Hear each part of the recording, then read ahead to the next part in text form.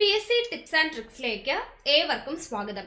വരാനിരിക്കുന്ന village field assistant, Bevco LDC, company board LGS, ഇനി വരുന്ന 10th പ്രിലിംസ് ആയിക്കോട്ടെ, BFO ആയിക്കോട്ടെ, CU ആയിക്കോട്ടെ, വരാനിരിക്കുന്ന എല്ലാ പരീക്ഷകൾക്കും വേണ്ടി ഒരുപോലെ എങ്ങനെ തയ്യാറെടുക്കാം എന്നതിനെ കുറിച്ചുള്ള ഒരു സ്റ്റഡി പ്ലാൻ നമ്മൾ പറഞ്ഞു തന്നിട്ടുണ്ടായിരുന്നു. ആ ഒരു സ്റ്റഡി പ്ലാൻ അനുസരിച്ചിട്ടാണ് നമ്മുടെ ചാനലിലൂടെ ഇതുവരെയും ക്ലാസ്സുകൾ മുന്നോട്ട് പോയിക്കൊണ്ടിരുന്നത്.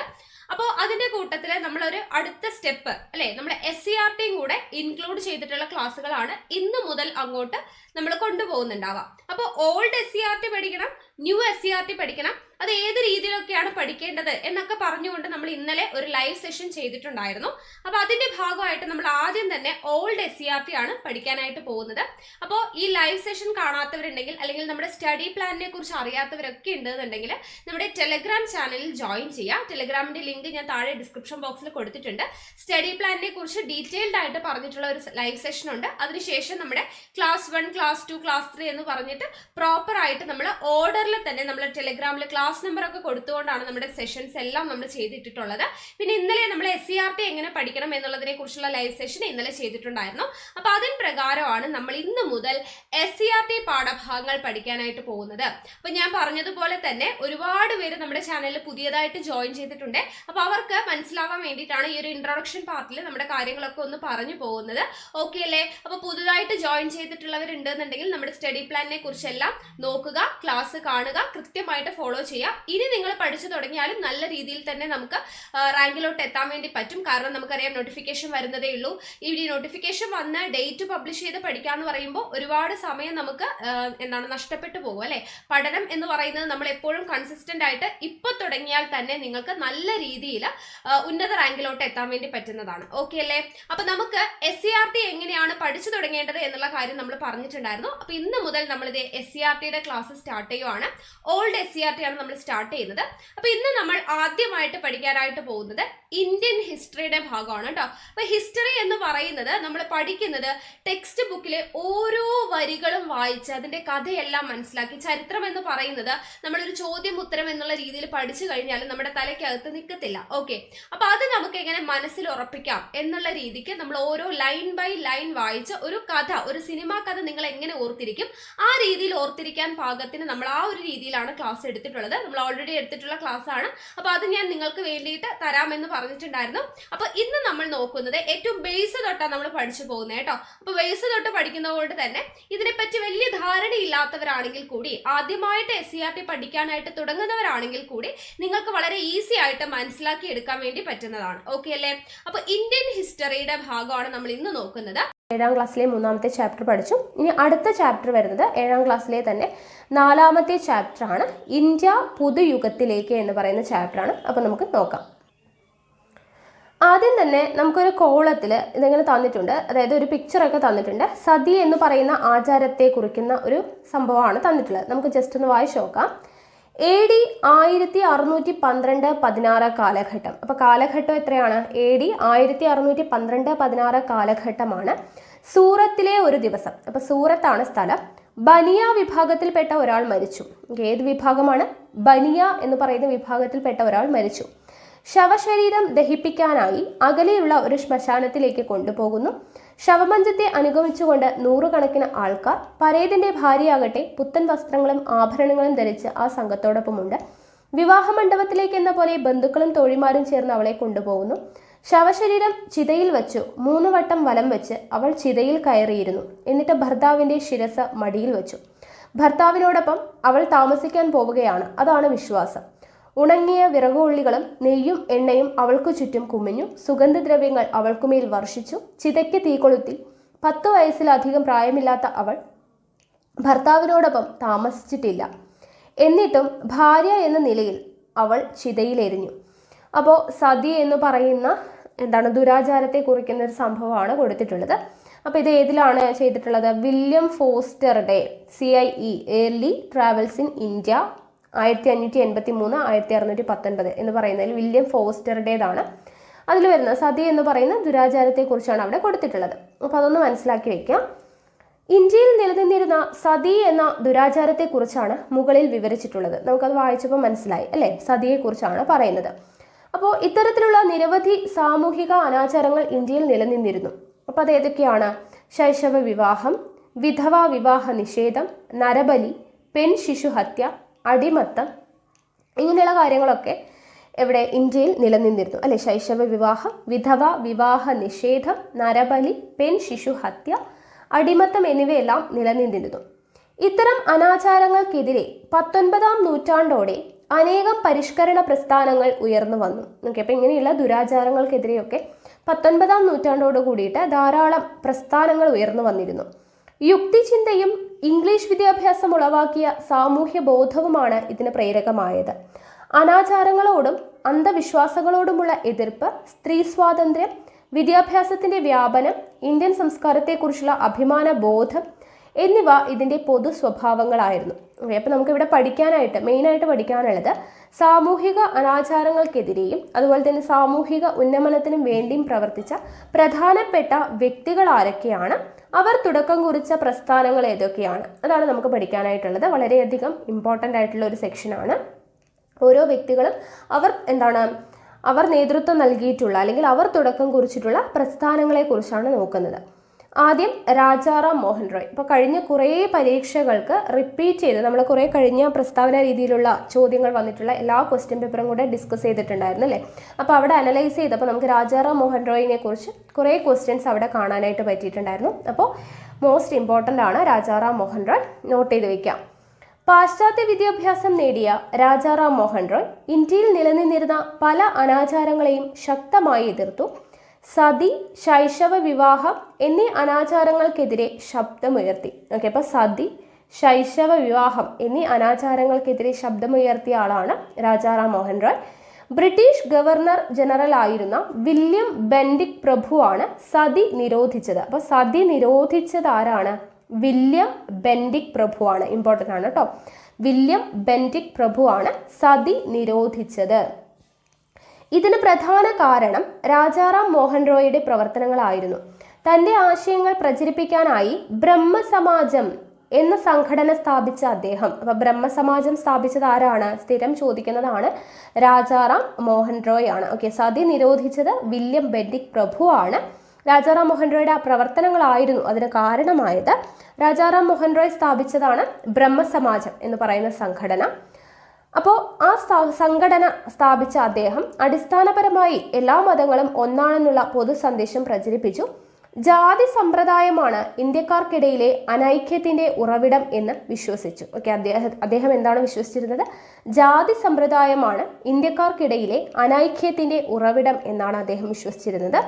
ഇന്ത്യൻ നവോത്ഥാനത്തിന്റെ പിതാവ് എന്നാണ് രാജാറാം മോഹൻ റോയ് അറിയപ്പെടുന്നത്. അപ്പോൾ അതും നമുക്ക് ചോദിക്കുന്നതാണ്. ഇവിടെ നിന്ന് ചോദിക്കുന്ന ചോദ്യം, ഇന്ത്യൻ നവോത്ഥാനത്തിന്റെ പിതാവ് ആരാണ്? രാജാറാം മോഹൻ റോയ്. ബ്രഹ്മസമാജം സ്ഥാപിച്ചത് ആരാണ്? രാജാറാം മോഹൻ റോയ് ആണ്.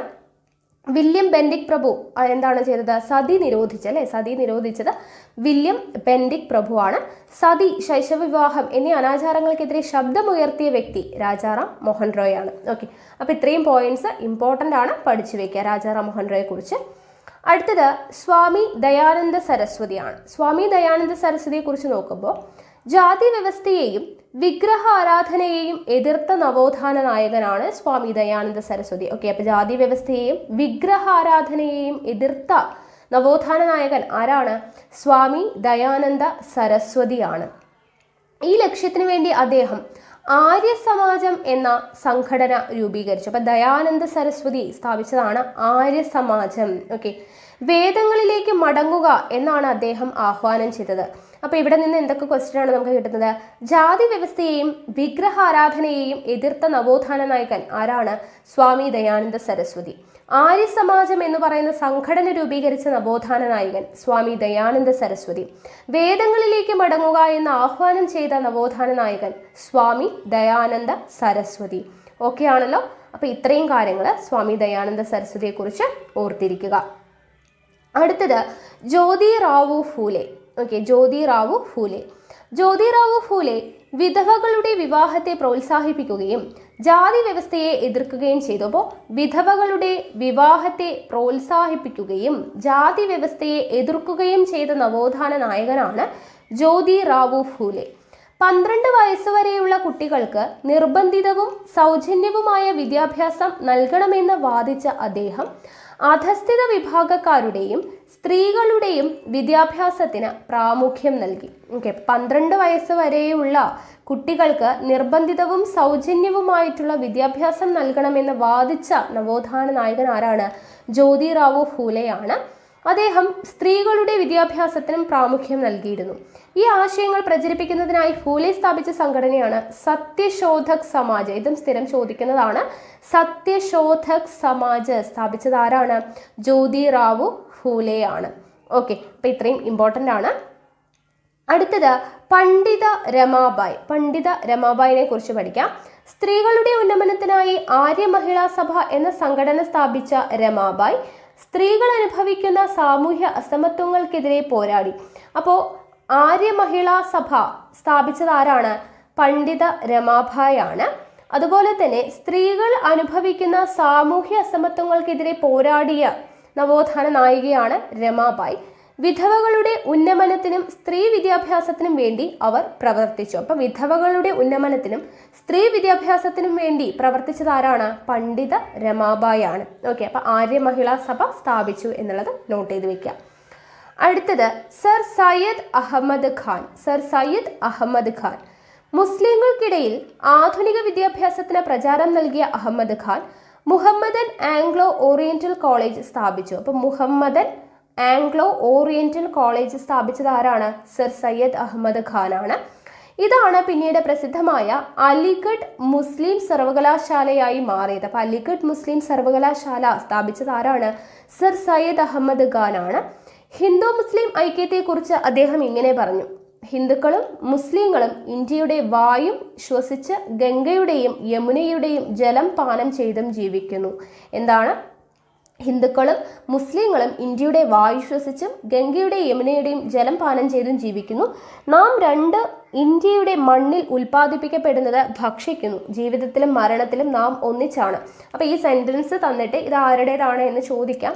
സർ സയ്യിദ് അഹമ്മദ് ഖാന്റേതാണ് എന്നുള്ളത് ഓർത്തിരിക്കുക. അലിഗഡ് മുസ്ലിം സർവകലാശാല അല്ലെങ്കിൽ മുഹമ്മദൻ ആംഗ്ലോ ഓറിയന്റൽ കോളേജ് സ്ഥാപിച്ചത് ആരാണ്? സർ സയ്യിദ് അഹമ്മദ് ഖാൻ ആണ്. ഓക്കെ, കിട്ടിയല്ലോ. അടുത്തത് സ്വാമി വിവേകാനന്ദൻ. ഇതും നമുക്ക് ഇമ്പോർട്ടൻ്റ് ആണ്. സ്വാമി വിവേകാനന്ദൻ ഓരോരുത്തരും ഇമ്പോർട്ടൻ്റ് ആണ് കേട്ടോ. എല്ലാ പോയിന്റ്സും നോട്ട് ചെയ്ത് വെക്കുക. ജാതീയമായ ഉച്ചനീചത്വങ്ങളെ എതിർക്കുകയും സ്ത്രീ വിദ്യാഭ്യാസത്തെ പ്രോത്സാഹിപ്പിക്കുകയും ചെയ്ത പരിഷ്കർത്താവായിരുന്നു സ്വാമി വിവേകാനന്ദൻ. വിശ്വസാഹോദര്യത്തിന് ഊന്നൽ കൊടുത്ത അദ്ദേഹം ഇങ്ങനെ അഭിപ്രായപ്പെടുകയുണ്ടായി: മഹത്തായ രണ്ട് വ്യവസ്ഥകളായ ഹൈന്ദവയുടെയും ഇസ്ലാമികതയുടെയും കൂടിച്ചേരലാണ് നമ്മുടെ മാതൃരാജ്യത്തിന്റെ ഏക പ്രതീക്ഷ. ഓക്കെ, അപ്പൊ ഇങ്ങനെ പറഞ്ഞത് ആരാണ്? സ്വാമി വിവേകാനന്ദനാണ്. എന്താണ് പറഞ്ഞത് അദ്ദേഹം? മഹത്തായ രണ്ട് വ്യവസ്ഥകളായ ഹൈന്ദവതയുടെയും ഇസ്ലാമികതയുടെയും കൂടിച്ചേരലാണ് നമ്മുടെ മാതൃരാജ്യത്തിന്റെ ഏക പ്രതീക്ഷ എന്ന് പറഞ്ഞത്. ഓക്കെ, ശ്രീരാമകൃഷ്ണ പരമഹംസൻ ആയിരുന്നു സ്വാമി വിവേകാനന്ദന്റെ ഗുരു. ഇമ്പോർട്ടൻ്റ് ആണ്. സ്വാമി വിവേകാനന്ദന്റെ ഗുരു ആരാണ്? ശ്രീരാമകൃഷ്ണ പരമഹംസനാണ്. ഓക്കെ, ശ്രീരാമകൃഷ്ണ പരമഹംസനാണ് സ്വാമി വിവേകാനന്ദന്റെ ഗുരു. ഗുരുവിന്റെ ആശയങ്ങൾ പ്രചരിപ്പിക്കുന്നതിനായി വിവേകാനന്ദൻ സ്ഥാപിച്ച സംഘടനയാണ് രാമകൃഷ്ണ മിഷൻ. ഓക്കെ, അപ്പൊ അദ്ദേഹത്തിന്റെ ഗുരു ശ്രീരാമകൃഷ്ണ പരമഹംസനാണ്. അദ്ദേഹത്തിന്റെ ആശയങ്ങൾ പ്രചരിപ്പിക്കുന്നതിന് വേണ്ടി വിവേകാനന്ദൻ സ്ഥാപിച്ച സംഘടനയാണ് എന്താ? രാമകൃഷ്ണ മിഷൻ. ഈ സംഘടനയുടെ ആഭിമുഖ്യത്തിൽ രാജ്യത്തുടനീളം ധാരാളം വിദ്യാലയങ്ങൾ സ്ഥാപിച്ചു. ഇന്ത്യക്കാരിൽ ദേശീയബോധവും ആത്മാഭിമാനവും ഉണർത്തുന്നതിൽ വിവേകാനന്ദന്റെ പ്രവർത്തനങ്ങൾ പ്രധാന പങ്കുവഹിച്ചു. ഓക്കെ, അപ്പോൾ സ്വാമി വിവേകാനന്ദൻ ഇമ്പോർട്ടൻ്റ് ആണ്. ഓക്കെ, അപ്പോൾ ഇവിടെ നവോത്ഥാന നായകരും പ്രസ്ഥാനവും പ്രധാന പ്രവർത്തനങ്ങളും ഒക്കെ കൊടുത്തിട്ടുണ്ട്. നമ്മളിപ്പോൾ പഠിച്ച കാര്യങ്ങളൊക്കെ തന്നെയാണ്. അപ്പോൾ ആ ഒരു കോളം നിങ്ങൾക്ക് തന്നെ ഫില്ല് ചെയ്യാൻ പറ്റുന്നതേ ഉള്ളൂ. നമ്മളിപ്പോൾ പറഞ്ഞ കാര്യങ്ങളൊക്കെ തന്നെയാണ്. ഓക്കെ, അടുത്തത് മാറുന്ന ജനത. ജാതിക്കും മതത്തിനും അതീതമായി മാനവികതയിൽ ഊന്നിക്കൊണ്ടുള്ള വിശ്വസാഹോദര്യത്തിന്റെ കാഴ്ചപ്പാട് ഇന്ത്യക്കാരിൽ വളർത്തിയെടുക്കാൻ സാമൂഹ്യ പരിഷ്കർത്താക്കൾക്ക് കഴിഞ്ഞു. എല്ലാ പരിഷ്കർത്താക്കളും വിദ്യാഭ്യാസത്തിന്റെ പ്രാധാന്യം ഊന്നിപ്പറഞ്ഞു. ഓക്കെ, എല്ലാ പരിഷ്കർത്താക്കളും ഒരുപോലെ ഊന്നിപ്പറഞ്ഞത് എന്താണ്? വിദ്യാഭ്യാസത്തിന്റെ പ്രാധാന്യമാണ്. അവർ പുതിയ വിദ്യാലയങ്ങൾ സ്ഥാപിച്ചു. ഇത് ഇന്ത്യയിൽ വിദ്യാഭ്യാസ പുരോഗതിക്ക് കാരണമായി. പരിഷ്കർത്താക്കൾ ഇന്ത്യയുടെ പൈതൃകത്തെക്കുറിച്ച് ഓർമ്മിപ്പിച്ചു. ഇത് സ്വന്തം രാജ്യത്തെക്കുറിച്ചുള്ള അഭിമാന ബോധവും ആത്മവിശ്വാസവും ഇന്ത്യക്കാരിൽ വളർത്തി. ഇങ്ങനെ ഇന്ത്യൻ ജനതയിൽ ഒരു പുതിയ ഉണർവ് സൃഷ്ടിക്കുന്നതിൽ സാമൂഹ്യ പരിഷ്കർത്താക്കൾ വലിയ പങ്കുവഹിച്ചു. ഓക്കെ, അത് വായിച്ചപ്പോൾ മനസ്സിലായല്ലോ അല്ലേ? ഇനി ദേശീയ ബോധം വളരുന്നു. അപ്പോൾ നമ്മൾ ഇത്രയും നേരം സാമൂഹ്യ പരിഷ്കരണ പ്രസ്ഥാനങ്ങളും അവയുടെ നായകന്മാരും ഒക്കെയാണ് പറഞ്ഞത് അല്ലേ. അപ്പോൾ അങ്ങനെ അവരുടെ പ്രവർത്തനങ്ങൾ ഇന്ത്യക്കാരിൽ പുതിയ ഒരു അവബോധം സൃഷ്ടിച്ചു. അക്കാലത്ത് ഇന്ത്യയിൽ രൂപപ്പെട്ട രാഷ്ട്രീയ സാമ്പത്തിക സാഹചര്യങ്ങളെക്കുറിച്ച് നമ്മൾ നേരത്തെ പറഞ്ഞു അല്ലേ, നമ്മൾ മുന്നേ പഠിച്ചിട്ടുള്ള കാര്യങ്ങളാണ്. അപ്പോൾ അതെന്തൊക്കെയാണ് എന്നുള്ളതാണ്. ഓക്കെ, അപ്പോൾ ഇന്ത്യയിൽ രൂപപ്പെട്ട രാഷ്ട്രീയ സാമ്പത്തിക സാഹചര്യങ്ങളാണ് പറയുന്നത്. ബ്രിട്ടീഷുകാർ നാട്ടുരാജ്യങ്ങളെ കീഴ്പ്പെടുത്തി ഒറ്റ ഭരണത്തിന് കീഴിലാക്കി രാഷ്ട്രീയമായി ഇന്ത്യയെ ഏകീകരിച്ചു. ബ്രിട്ടീഷ് ഗവൺമെന്റിന്റെ സാമ്പത്തിക ചൂഷണം ഇന്ത്യക്കാരിൽ പൊതുവെ ബ്രിട്ടീഷ് വിരുദ്ധ മനോഭാവം വളർത്തി. ഇംഗ്ലീഷ് വിദ്യാഭ്യാസത്തിന്റെ വ്യാപനവും ഗതാഗത വാർത്താവിനിമയ സൗകര്യങ്ങളുടെ വളർച്ചയും ജനവിഭാഗങ്ങളെ ഒരുമിപ്പിച്ചു. ഒന്നാം സ്വാതന്ത്ര്യ സമരത്തെ അടിച്ചമർത്തുവാൻ ബ്രിട്ടീഷുകാർ സ്വീകരിച്ച മാർഗം ഇന്ത്യയിലെ ജനങ്ങളെ ഒന്നിപ്പിക്കുവാനും ഒരു രാജ്യത്തിൽ ഉൾപ്പെട്ടവരാണെന്നുള്ള ബോധം ഉണ്ടാക്കുവാനും സഹായിച്ചു. ഇതൊക്കെ നമ്മൾ മുന്നേ പഠിച്ചു അല്ലേ, കഴിഞ്ഞ ചാപ്റ്ററിൽ നമ്മൾ പറഞ്ഞു. അത്രയേ ഉള്ളൂ. അപ്പോൾ ഇന്ത്യക്കാരെല്ലാം ഒരൊറ്റ ജനതയാണെന്ന ബോധമുളവാക്കാൻ നമ്മൾ ഈ പറഞ്ഞ ഘടകങ്ങളെല്ലാം തന്നെ സഹായകമായി എന്നാണ് പറയുന്നത്. അപ്പോൾ മതപരവും ഭാഷാപരവും പ്രാദേശികവുമായ വൈവിധ്യങ്ങൾക്കപ്പുറം എല്ലാ ഇന്ത്യക്കാരും ഒന്നാണെന്ന ഈ ബോധമാണ് ഇന്ത്യൻ ദേശീയത. എന്താണ് ഇന്ത്യൻ ദേശീയത? മതപരവും ഭാഷാപരവും പ്രാദേശികവുമായിട്ടുള്ള വൈവിധ്യങ്ങൾക്കപ്പുറം എല്ലാ ഇന്ത്യക്കാരും ഒന്നാണ് എന്ന് പറയുന്ന ഒരു ബോധം, അതാണ് ഇന്ത്യൻ ദേശീയത എന്ന് പറയുന്നത്. അടുത്തത് ജവഹർലാൽ നെഹ്റുവിൻ്റെ ഇന്ത്യയെ കണ്ടെത്തൽ, ഡിസ്കവറി ഓഫ് ഇന്ത്യ എന്ന് പറയുന്ന പുസ്തകത്തിൽ വരുന്ന കുറച്ച് കാര്യങ്ങളാണ് എഴുതിയിട്ടുള്ളത്. ഇന്ത്യയിലെ പർവ്വതങ്ങളും നദികളും വനങ്ങളും നമുക്ക് ഭക്ഷണം തരുന്ന വിശാലങ്ങളായ വയലുകളും എല്ലാം നമുക്ക് പ്രിയപ്പെട്ടവ തന്നെ. പക്ഷേ എല്ലാറ്റിലും ഏറെയായി ഗണിക്കേണ്ടത് ഇന്ത്യയിലെ ജനതയാണ്.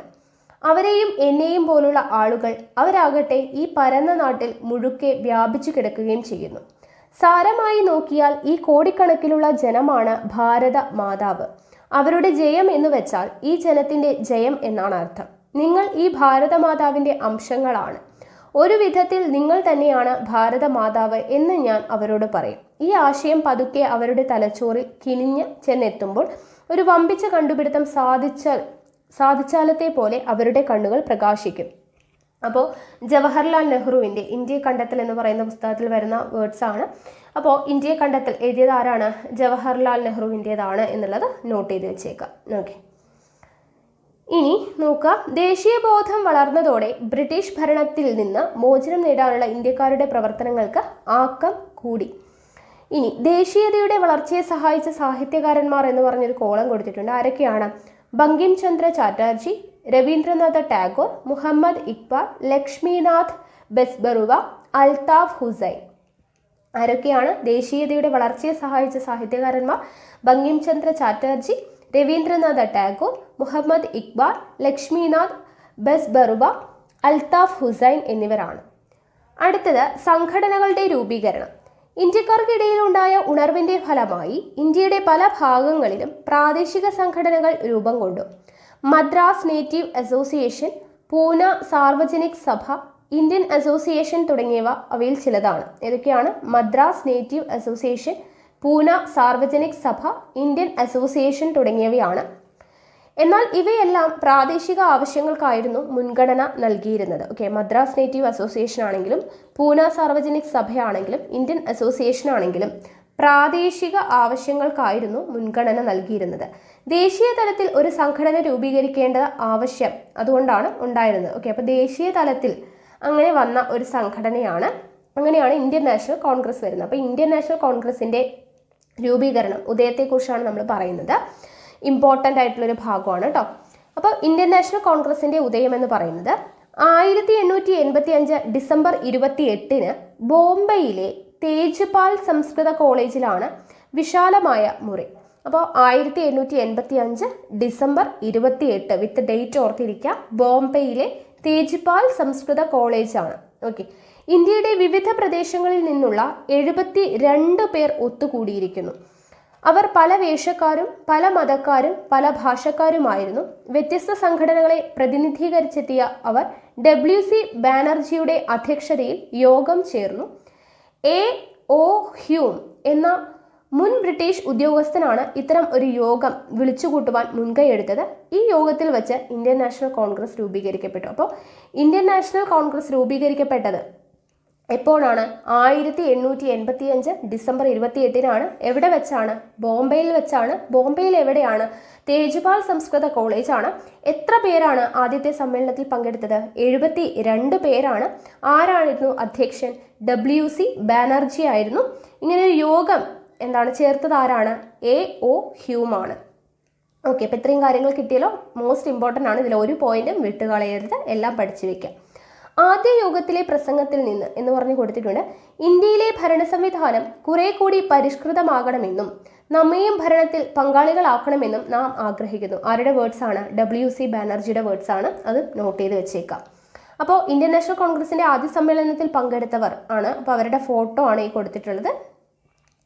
നോക്കുക, ഇന്ത്യൻ നാഷണൽ കോൺഗ്രസിന്റെ പ്രധാന ലക്ഷ്യങ്ങൾ എന്തൊക്കെയായിരുന്നു? മോസ്റ്റ് ഇമ്പോർട്ടൻ്റ് ആണ് കേട്ടോ. ലക്ഷ്യങ്ങൾ എന്തൊക്കെയാണ്? ഇന്ത്യയുടെ വിവിധ ഭാഗങ്ങളിൽ നിന്നുള്ള രാഷ്ട്രീയ പ്രവർത്തകർക്കിടയിൽ സൗഹൃദ ബോധം വളർത്തുക, ജാതി മത പ്രാദേശിക ചിന്തകൾക്ക് അതീതമായ ദേശീയ ബോധം വളർത്തുക, ഇന്ത്യക്കാരുടെ പ്രശ്നങ്ങൾ അധികാരികളുടെ ശ്രദ്ധയിൽപ്പെടുത്തുക. ഓക്കെ, എന്തൊക്കെയായിരുന്നു? ഇന്ത്യയുടെ വിവിധ ഭാഗങ്ങളിൽ നിന്നുള്ള രാഷ്ട്രീയ പ്രവർത്തകർക്കിടയിൽ സൗഹൃദ ബോധം വളർത്തുക, ജാതി മത പ്രാദേശിക ചിന്തകൾക്ക് അതീതമായി ദേശീയ ബോധം വളർത്തുക, ഇന്ത്യക്കാരുടെ പ്രശ്നങ്ങൾ അധികാരികളുടെ ശ്രദ്ധയിൽപ്പെടുത്തുക. ഇനി ഇന്ത്യൻ നാഷണൽ കോൺഗ്രസിന്റെ രൂപീകരണത്തോടെ ബ്രിട്ടീഷ് വിരുദ്ധ സമരത്തിന് സംഘടിത സ്വഭാവം കൈവന്നു. ബ്രിട്ടീഷ് ആധിപത്യത്തിനെതിരെ നടന്ന സംഘടിത പ്രക്ഷോഭങ്ങളെ ദേശീയ പ്രസ്ഥാനം എന്ന് വിളിക്കാം. സമരരീതിയുടെ അടിസ്ഥാനത്തിൽ ദേശീയ പ്രസ്ഥാനത്തെ 3 ഘട്ടങ്ങളായി വിഭജിക്കാം. ഓക്കെ, അപ്പോൾ ഇന്ത്യൻ നാഷണൽ കോൺഗ്രസ് രൂപീകരിച്ചതോടു കൂടിയിട്ട് എന്ത് ചെയ്തു? ബ്രിട്ടീഷ് വിരുദ്ധ സമരത്തിന് ഒരു സംഘടിത സ്വഭാവം വന്നു. അപ്പോൾ ഇതുപോലെ ബ്രിട്ടീഷ് ആധിപത്യത്തിനെതിരെ നടന്ന സംഘടിത പ്രക്ഷോഭങ്ങളെയാണ് എന്തെന്ന് വിളിക്കുന്നത്? ദേശീയ പ്രസ്ഥാനം എന്ന് പറയുന്നത്. ഓക്കെ, ദേശീയ പ്രസ്ഥാനം. അപ്പോൾ ഈ ദേശീയ പ്രസ്ഥാനം അതിൻ്റെ സമര രീതിയുടെ അടിസ്ഥാനത്തിൽ 3 ഘട്ടങ്ങളായിട്ട് വിഭജിച്ചിട്ടുണ്ട്. ഏതൊക്കെയാണ്? മിതവാദ ദേശീയതയുടെ ഘട്ടം, തീവ്ര ദേശീയതയുടെ ഘട്ടം, ഗാന്ധിയൻ കാലഘട്ടം. ഓക്കെ, മിതവാദം, തീവ്രദേശീയത, ഗാന്ധിയൻ കാലഘട്ടം എന്നിങ്ങനെ 3 ഘട്ടങ്ങളായിട്ടാണ് ഈ ദേശീയ പ്രസ്ഥാനങ്ങളെ തിരിച്ചിട്ടുള്ളത്.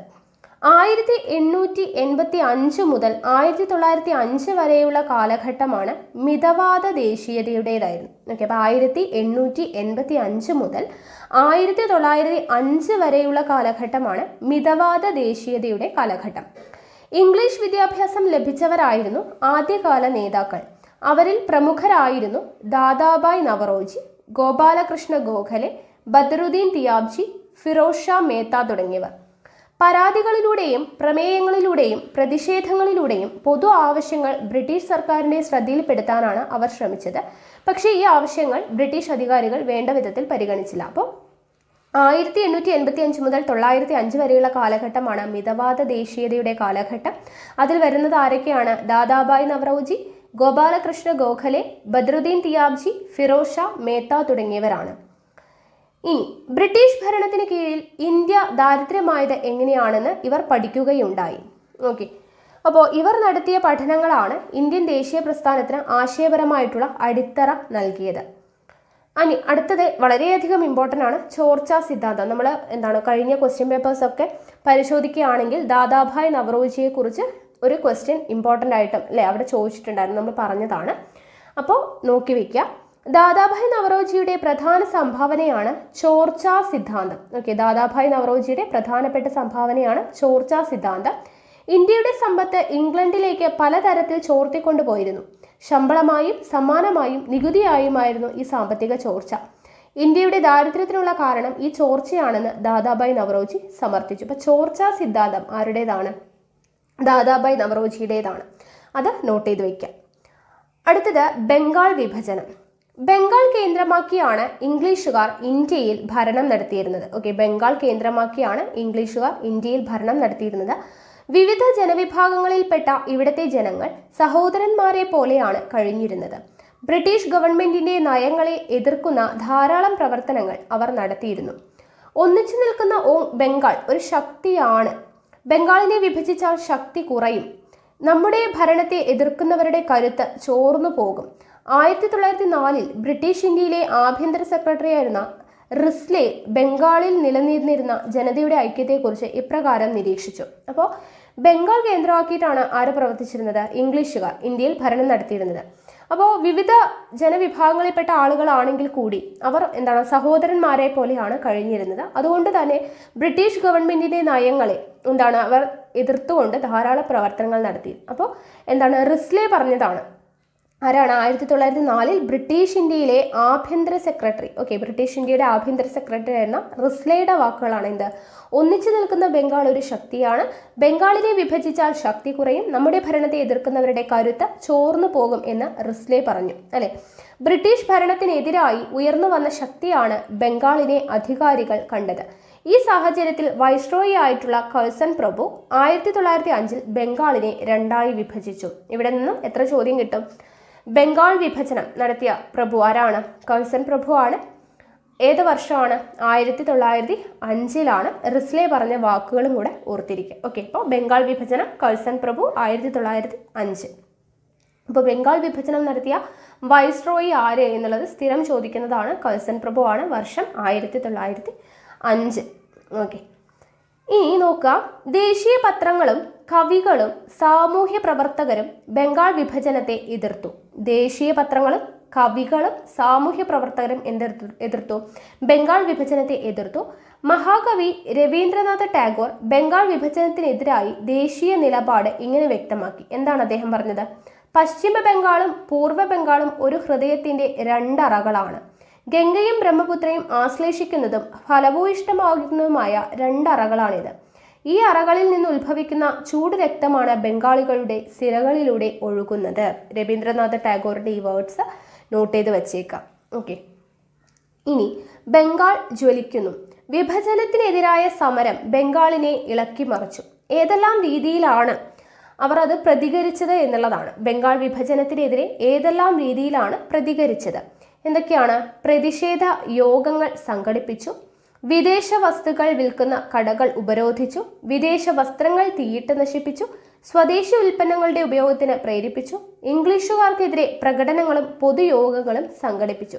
അപ്പോൾ ഇത്രയും കാര്യങ്ങളാണ് ബംഗാൾ വിഭജനത്തിനെതിരെ നടന്ന പ്രതിഷേധം. എന്തൊക്കെയാണ്? പ്രതിഷേധ യോഗങ്ങൾ സംഘടിപ്പിച്ചു, വിദേശ വസ്തുക്കൾ വിൽക്കുന്ന കടകൾ ഉപരോധിച്ചു, വിദേശ വസ്ത്രങ്ങൾ തീയിട്ട് നശിപ്പിച്ചു, സ്വദേശി ഉൽപ്പന്നങ്ങളുടെ ഉപയോഗത്തിന് പ്രേരിപ്പിച്ചു, ഇംഗ്ലീഷുകാർക്കെതിരെ പ്രകടനങ്ങളും പൊതുയോഗങ്ങളും സംഘടിപ്പിച്ചു. ഇനി ഇവിടെ നോക്കുക, പഞ്ചസാരയ്ക്കും വിലക്ക് എന്ന് പറഞ്ഞു കൊടുത്തിട്ടുണ്ട്. സ്വദേശി ഉൽപ്പന്നങ്ങൾ ഉപയോഗിക്കുക, വിദേശ ഉൽപ്പന്നങ്ങൾ ബഹിഷ്കരിക്കുക എന്നത് ബംഗാൾ വിഭജന ജനവിരുദ്ധ സമരത്തിന്റെ പ്രധാന മുദ്രാവാക്യമായിരുന്നു. എന്താണ്? സ്വദേശി ഉൽപ്പന്നങ്ങൾ ഉപയോഗിക്കുക, വിദേശ ഉൽപ്പന്നങ്ങൾ ബഹിഷ്കരിക്കുക എന്നതാണ് ബംഗാൾ വിഭജന ജനവിരുദ്ധ സമരത്തിന്റെ പ്രധാന മുദ്രാവാക്യം. ഇപ്രകാരം വിദേശ നിർമ്മിത പഞ്ചസാരയിട്ട ചായ നൽകി വിരുന്നുകാരെ സൽക്കരിക്കുന്ന വിവാഹങ്ങൾ ബഹിഷ്കരിക്കാൻ പോലും ആഹ്വാനമുണ്ടായിരുന്നു. ഇപ്പോൾ വിദേശ നിർമ്മിത പഞ്ചസാരയിട്ട ചായ നൽകിയിട്ടുള്ള വിരുന്ന് സൽക്കരിക്കുന്ന വിവാഹങ്ങളടക്കം ബഹിഷ്കരിക്കാൻ എന്തുണ്ടായിരുന്നു? ആഹ്വാനമുണ്ടായിരുന്നു. പഞ്ചസാരയ്ക്ക് പകരം ശർക്കരയായിരുന്നു ദേശീയവാദികൾ പ്രോത്സാഹിപ്പിച്ചിരുന്നത്. അപ്പോൾ ബംഗാൾ വിഭജനത്തിനെതിരെയുള്ള പ്രതിഷേധം ഏതൊക്കെയാണ് എന്നുള്ളതാണ്. സമരത്തിന്റെ തീക്ഷ്ണത മനസ്സിലാക്കിയ ഗവൺമെന്റിന് ബംഗാൾ വിഭജന തീരുമാനം എന്ത് ചെയ്യേണ്ടി വന്നു? പിൻവലിക്കേണ്ടി വന്നു. അടുത്തത് നോക്കുക, സ്വാതന്ത്ര്യം എൻ്റെ ജന്മാവകാശം. ബംഗാൾ വിഭജനവും തുടർന്നുണ്ടായ സമരങ്ങളും ദേശീയ പ്രസ്ഥാനത്തെ പുതിയൊരു ഘട്ടത്തിലേക്ക് നയിച്ചു. ഈ കാലഘട്ടം തീവ്ര ദേശീയതയുടെ കാലഘട്ടം എന്നറിയപ്പെട്ടു. നമ്മൾ 1885 മുതൽ ബംഗാൾ വിഭജനം നടന്ന 1905 വരെ മിതവാദീയ ഘട്ടമാണെന്ന് പറഞ്ഞു. അതിൽ വരുന്ന ആളുകളാണ് ദാദാഭായ് നവറോജി, ഗോപാലകൃഷ്ണ ഗോഖലെ, അങ്ങനെയൊക്കെ നമ്മൾ പഠിച്ചു അല്ലേ. ഇനി അടുത്തത്, ബംഗാൾ വിഭജനവും തുടർന്നുണ്ടായ സമരങ്ങളുടെ ദേശീയ പ്രസ്ഥാനത്തെ പുതിയൊരു ഘട്ടത്തിലേക്ക് നയിച്ചു. ഈ കാലഘട്ടമാണ് എന്ത്? ബംഗാൾ വിഭജനം കഴിഞ്ഞുള്ള ആ കാലഘട്ടമാണ് തീവ്ര ദേശീയതയുടെ കാലഘട്ടം എന്ന് അറിയപ്പെടുന്നത്. അപ്പോൾ ഇവിടെ തീവ്ര ദേശീയതയുടെ കാലഘട്ടത്തിൽ വരുന്നത് ആരൊക്കെയാണ്? ബാലഗംഗാധര തിലക്, ബിപിൻ ചന്ദ്ര പാൽ, ലാല ലജ്പത് റായ് എന്നിവരായിരുന്നു. അപ്പോൾ ഇതിലെ പ്രധാനപ്പെട്ട നേതാക്കൾ, അവരുടെ പേര് നോക്കൂ. ബാലഗംഗാധര തിലക്, അവിടെ ഒരു ബാലുണ്ട് അല്ലേ. ബിപിൻ ചന്ദ്ര പാൽ, അവിടെ ഒരു പാലുണ്ട്. ലാല ലജ്പത് റായ്, അവിടെ ഒരു ലാലുണ്ട്. അപ്പോൾ അവരെ ലാൽ പാൽ ബാൽ കൂട്ടുകെട്ട് എന്നാണ് ഇവർ അറിയപ്പെടുന്നത്. അപ്പോൾ തീവ്ര ദേശീയതയുടെ കാലഘട്ടത്തിലുള്ളവർ ആരൊക്കെയാണ്? ലാൽ പാൽ ബാൽ, ബാലഗംഗാധര തിലക്, ബിപിൻ ചന്ദ്ര പാൽ, ലാല ലജ്പത് റായ് എന്നിവരാണ്. തീവ്ര ദേശീയവാദികളായ ഇവരുടെ പ്രവർത്തനങ്ങൾ ദേശീയ ശ്രദ്ധ ആകർഷിക്കുകയും ജനതയെ പ്രചോദിപ്പിക്കുകയും ചെയ്തു. ബാലഗംഗാധര തിലക് തീവ്രദേശീയതയുടെ മുഖ്യ വക്താവായിരുന്നു. ഓക്കെ, അപ്പൊ തീവ്രദേശീയതയുടെ മുഖ്യ വക്താവ് ആരാണ്? ബാലഗംഗാധര തിലകാണ്. ലോകമാന്യ എന്ന ജനങ്ങൾ ആദരവോടെ അദ്ദേഹത്തെ വിളിച്ചു. അപ്പോൾ ലോകമാന്യ എന്നറിയപ്പെടുന്ന ആരാണ്? ബാലഗംഗാധര തിലകാണ് എന്നുള്ളത് ഓർത്തിരിക്കുക. ജനങ്ങൾ ആദരവോടെ അദ്ദേഹത്തെ വിളിച്ചു. അദ്ദേഹം ആരംഭിച്ച 2 പത്രങ്ങളാണ് മറാത്തയും കേസരിയും. അപ്പോൾ മറാത്ത, കേസരി എന്ന് പറയുന്ന ആരുടെ പത്രമാണ്? ബാലഗംഗാധര തിലകിൻ്റെതാണ്. നമ്മൾ പത്രങ്ങളും അത് സ്ഥാപിച്ച വ്യക്തികളും അല്ലെ കോഡൊക്കെ ഉപയോഗിച്ച് പഠിച്ചിട്ടുണ്ടായിരുന്നു. അതിൻ്റെ കൂട്ടത്തിൽ നമ്മൾ ഈ കോഡൊക്കെ പറഞ്ഞിട്ടുണ്ടായിരുന്നു. അപ്പോൾ ആ വീഡിയോ കാണാത്തവരുണ്ടെങ്കിൽ അതൊന്ന് കണ്ടു നോക്കുക കേട്ടോ.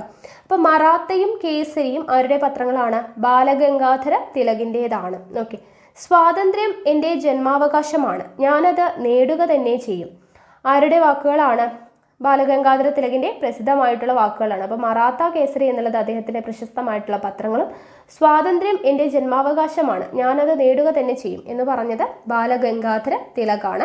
ലോകമാന്യ എന്നറിയപ്പെടുന്നത് ബാലഗംഗാധര തിലകാണ്. ഓക്കെ, അപ്പോൾ നമ്മളിപ്പോൾ മിതവാദി നേതാക്കൾ ആരൊക്കെയാണെന്ന് പഠിച്ചു, തീവ്ര ദേശീയ നേതാക്കൾ ആരൊക്കെയാണെന്ന് പഠിച്ചു. അപ്പോൾ ആ കോളം ഫില്ല് ചെയ്യാൻ നിങ്ങൾക്കറിയാലോ. ഓക്കെ, ചെയ്തു നോക്കാം. അടുത്തത് സർവേന്ത്യ മുസ്ലിം ലീഗ്. ബംഗാൾ വിഭജന വിരുദ്ധ സമര കാലഘട്ടത്തിലാണ് ഇന്ത്യയിൽ സർവേന്ത്യ മുസ്ലിം ലീഗ് രൂപം കൊണ്ടത്. ഓക്കെ, ബംഗാൾ വിഭജന വിരുദ്ധ സമര കാലഘട്ടത്തിലാണ് എന്ത് രൂപം കൊള്ളുന്നത്? സർവേന്ത്യ മുസ്ലിം ലീഗ് രൂപം കൊള്ളുന്നത്. 1906 ധാക്കയിൽ വെച്ച് ആഗാഖാനും നവാബ് സലീമുല്ല ഖാനും ചേർന്നാണ് ഈ സംഘടന രൂപീകരിച്ചത്. അപ്പോൾ സർവേന്ത്യ മുസ്ലിം ലീഗ് രൂപീകരിച്ച വർഷം 1906 ഓക്കെ, ബംഗാൾ വിഭജനം കഴിഞ്ഞ് അടുത്ത വർഷം 1906 ധാക്കയിൽ വെച്ചിട്ടാണ്. ഓക്കെ, ആരൊക്കെ ചേർന്നാണ്? ആഗാഖാനും നവാബ് സലീമുല്ല ഖാനും കൂടെ ചേർന്നിട്ടാണ് സർവേന്ത്യ മുസ്ലിം ലീഗ് രൂപം കൊണ്ടത്. ഓക്കെ, അടുത്തത് സൂറത്ത് പിളർപ്പ്. ബംഗാൾ വിഭജന വിരുദ്ധ സമരങ്ങളുമായി ബന്ധപ്പെട്ട് ദേശീയ പ്രക്ഷോഭം ശക്തിപ്പെട്ടു. ഈ കാലഘട്ടത്തിൽ ഇന്ത്യൻ നാഷണൽ കോൺഗ്രസിനകത്ത് മിതവാദികളും തീവ്രവാദികളും തമ്മിലുള്ള അഭിപ്രായ വ്യത്യാസം വർദ്ധിച്ചു. ഓക്കെ, അപ്പോൾ എന്താണ്? ബംഗാൾ വിഭജന വിരുദ്ധ സമരങ്ങളുമായി ബന്ധപ്പെട്ട ദേശീയ പ്രക്ഷോഭം ശക്തിപ്പെട്ടു. ഈ കാലഘട്ടത്തിൽ ഇന്ത്യൻ നാഷണൽ കോൺഗ്രസിനകത്ത് എന്ത് സംഭവിച്ചു? മിതവാദികളും ആരൊക്കെയാണ് വരുന്നതെന്ന് നമ്മൾ പറഞ്ഞല്ലേ, തീവ്രവാദികളും ആരൊക്കെയാണ് വരുന്നതെന്ന് പറഞ്ഞല്ലേ, ലാൽപാൽ ബാൽ. അപ്പോൾ മിതവാദികളും തീവ്രവാദികളും തമ്മിലുള്ള അഭിപ്രായ വ്യത്യാസം വർദ്ധിച്ചു. 1907 കോൺഗ്രസിന്റെ അഖിലേന്ത്യാ സമ്മേളനം സൂറത്തിലാണ് നടന്നത്. അപ്പോൾ 1907 കോൺഗ്രസിന്റെ അഖിലേന്ത്യാ സമ്മേളനം നടന്നത് എവിടെയാണ്? സൂറത്തിൽ വച്ചിട്ടാണ് നടക്കുന്നത്. സമ്മേളനത്തിൽ കോൺഗ്രസ് പിളരുകയും ദേശീയ പ്രസ്ഥാനത്തിന്റെ പ്രവർത്തനങ്ങൾ താൽക്കാലികമായി ദുർബലപ്പെടുകയും ചെയ്തു. അപ്പോൾ 1907 സൂറത്തിൽ വെച്ചുള്ള കോൺഗ്രസ് അഖിലേന്ത്യാ സമ്മേളനത്തിൽ വച്ചിട്ടാണ് കോൺഗ്രസ് പിളരുന്നത്. ഓക്കെ, അത് ഓർത്തിരിക്കാം. ഇനി ഹോം റൂൾ പ്രസ്ഥാനങ്ങൾ. 1-ാം ലോക യുദ്ധാനന്തരം ഇന്ത്യക്ക് സ്വയം ഭരണം നൽകും എന്ന പ്രതീക്ഷയിൽ കോൺഗ്രസ് യുദ്ധത്തിൽ ബ്രിട്ടനെ പിന്തുണച്ചു. ഓക്കെ, 1-ാം ലോക മഹായുദ്ധാനന്തരം ഇന്ത്യക്ക് സ്വയം ഭരണം നൽകും എന്നുള്ള പ്രതീക്ഷയിൽ എന്ത് ചെയ്തു? കോൺഗ്രസ് യുദ്ധത്തിൽ ബ്രിട്ടനെ പിന്തുണച്ചു. ഈ സമയത്ത് ഇന്ത്യൻ ദേശീയ പ്രസ്ഥാനത്തെ സജീവമാക്കി നിലനിർത്തിയത് ബാലഗംഗാധര തിലകും ആനി ബെസന്റും ആരംഭിച്ച ഹോം റൂൾ പ്രസ്ഥാനങ്ങളായിരുന്നു. അപ്പോൾ എന്താണ്? കോൺഗ്രസ് യുദ്ധത്തിൽ ആരെ പിന്തുണച്ചു? ബ്രിട്ടനെ പിന്തുണച്ചു. അപ്പോൾ ഈ സമയത്ത് ദേശീയ പ്രസ്ഥാനത്തെ സജീവമാക്കി നിലനിർത്തിയത് ആരൊക്കെയാണ്? ബാലഗംഗാധര തിലകും ആനി ബെസന്റും ആരംഭിച്ച ഹോം റൂൾ പ്രസ്ഥാനം. അപ്പോൾ ഹോം റൂൾ പ്രസ്ഥാനം ആരംഭിച്ചത് ആരാണ്? ബാലഗംഗാധര തിലകും ആനി ബെസന്റും കൂടെ ചേർന്നിട്ടാണ്. ഇന്ത്യൻ സംസ്കാരത്തിൽ ആകൃഷ്ടയായി 1893 ഇന്ത്യൻ പൗരത്വം സ്വീകരിച്ച ഐറിഷ് വനിതയാണ് ആര്? Annie Besant. 1916 ഹോം റൂൾ ആരംഭിക്കുന്നത്. ഓക്കെ, അപ്പോൾ ഇന്ത്യൻ സംസ്കാരത്തിൽ ആകൃഷ്ടയായി ഇന്ത്യൻ പൗരത്വം സ്വീകരിച്ച ഐറിഷ് വനിതയാണ് ആനി ബെസന്റ്. 1916 ഹോം റൂൾ പ്രസ്ഥാനം ആരംഭിക്കുന്നത് എന്നുള്ളത് ഓർത്തിരിക്കുക. അടുത്തത് ലക്നൗ സന്ധി. ഹോം റൂൾ പ്രസ്ഥാനം സജീവമായി നിൽക്കുന്ന സമയത്താണ് 1916 ഇന്ത്യൻ നാഷണൽ കോൺഗ്രസിന്റെ ലക്നൗ സമ്മേളനം നടക്കുന്നത്. ഓക്കെ, അപ്പോൾ ഹോം റൂൾ പ്രസ്ഥാനം 1916 വന്നു അല്ലേ. അപ്പോൾ ഇത് സജീവമായി നിൽക്കുന്ന സമയത്ത് 1916 ഇന്ത്യൻ നാഷണൽ കോൺഗ്രസിന്റെ ലക്നൗ സമ്മേളനം നടക്കുന്നു. അപ്പോൾ 1916 ലക്നൗ സമ്മേളനം നടക്കുന്നത്. സൂറത്ത് സമ്മേളനത്തിൽ വഴിപിരിഞ്ഞു പോയ മിതവാദികളും തീവ്ര ദേശീയവാദികളും ഒന്നിച്ച് പ്രവർത്തിക്കാൻ തീരുമാനിച്ചു. ഓക്കെ. അപ്പോൾ സൂറത്ത് സമ്മേളനത്തിൽ 1916 ലക്നൗ സമ്മേളനം നടന്നു. അപ്പോൾ സൂറത്ത് സമ്മേളനത്തിൽ എന്ത് ചെയ്തിട്ടുണ്ടായിരുന്നു? മിതവാദികളും തീവ്രദേശീയവാദികളും രണ്ട് ചേരിയായിട്ട് തിരിഞ്ഞിട്ടുണ്ടായിരുന്നു. അപ്പോൾ അവർ ഒന്നിച്ച് പ്രവർത്തിക്കുവാൻ വേണ്ടി തീരുമാനിച്ചു. കൂടാതെ സർവേന്ത്യ മുസ്ലിം ലീഗുമായി സഹകരിച്ച് ബ്രിട്ടീഷ് വിരുദ്ധ സമരങ്ങൾ സംഘടിപ്പിക്കുവാനും തീരുമാനിച്ചു. സർവേന്ത്യ മുസ്ലിം ലീഗ് എപ്പോഴാണ് വന്നതെന്നൊക്കെ പറഞ്ഞല്ലോ. അപ്പോൾ അവരുമായിട്ട് സഹകരിച്ച് ബ്രിട്ടീഷ് വിരുദ്ധ സമരങ്ങൾ സംഘടിപ്പിക്കുവാനും തീരുമാനിച്ചു. അപ്പം നമ്മളിങ്ങനെ ഓരോ ചാപ്റ്ററായിട്ട് കണ്ടിന്യൂസ് ആയിട്ട് ഇങ്ങനെ ഒരു ഓർഡറിൽ പഠിച്ചു പോകുമ്പോൾ നമുക്കൊരു സ്റ്റോറി പഠിക്കുന്ന പോലെ നമുക്ക് കിട്ടുന്നുണ്ട് അല്ലേ. അപ്പോൾ ഇങ്ങനെ പഠിക്കുവാണെങ്കിൽ നിങ്ങൾക്ക് അധികം കൺഫ്യൂഷനൊന്നും ഇല്ലാതെ തന്നെ എല്ലാ കാര്യങ്ങളും നിങ്ങളുടെ മനസ്സിലിരുന്നോളും. ഓക്കെ. അപ്പോൾ ഈ ഒരു രീതിയിൽ തന്നെ നമ്മളെ ഫോളോ ചെയ്ത് കറക്റ്റായിട്ട് ഈ ഫുൾ ചാപ്റ്റർ പഠിക്കുകയാണെങ്കിൽ ഇന്ത്യൻ ഹിസ്റ്ററി എന്ന് പറയുന്നത് നിങ്ങളുടെ മനസ്സിൽ തറോ ആയിട്ട് കിടന്നോളും. ഓക്കെ ആണല്ലോ. അപ്പോൾ കറക്റ്റായിട്ട് വായിച്ച് മനസ്സിലാക്കുക. നിങ്ങളിത് കേൾക്കുന്നതിനോടൊപ്പം തന്നെ കുഞ്ഞു കുഞ്ഞു നോട്ട്സും കൂടെ എഴുതി ഉണ്ടാക്കുകയാണെങ്കിൽ നിങ്ങൾക്ക് റിവിഷൻ ടൈമിൽ നല്ല രീതിയിൽ പ്രയോജനമാകും. ഓക്കെ ആണല്ലോ. ഓക്കെ. അപ്പോൾ നോക്കാം എന്ത് സംഭവിച്ചു. സൂറത്ത് സമ്മേളനത്തിൽ വഴി പിരിഞ്ഞുപോയ മിതവാദികളും തീവ്രദേശീയവാദികളും എന്ത് ചെയ്തു? ഒന്നിച്ച് പ്രവർത്തിക്കുവാൻ തുടങ്ങി. സർവേന്ത്യ മുസ്ലിം ലീഗുമായി സഹകരിച്ച് എന്ത് ചെയ്തു? ബ്രിട്ടീഷ് വിരുദ്ധ സമരങ്ങൾ സംഘടിപ്പിക്കുവാൻ തീരുമാനിച്ചു. ഓക്കെ. അപ്പോൾ ഇത്രയും കാര്യങ്ങളാണ് നടന്നത്. അപ്പോൾ ഇത്രയാണ് നമ്മുടെ ഈ ഒരു ചാപ്റ്റർ, ഇന്ത്യ പുതുയുഗത്തിലേക്ക് എന്ന് പറയുന്ന ഈ ഒരു ചാപ്റ്റർ വരുന്നത്.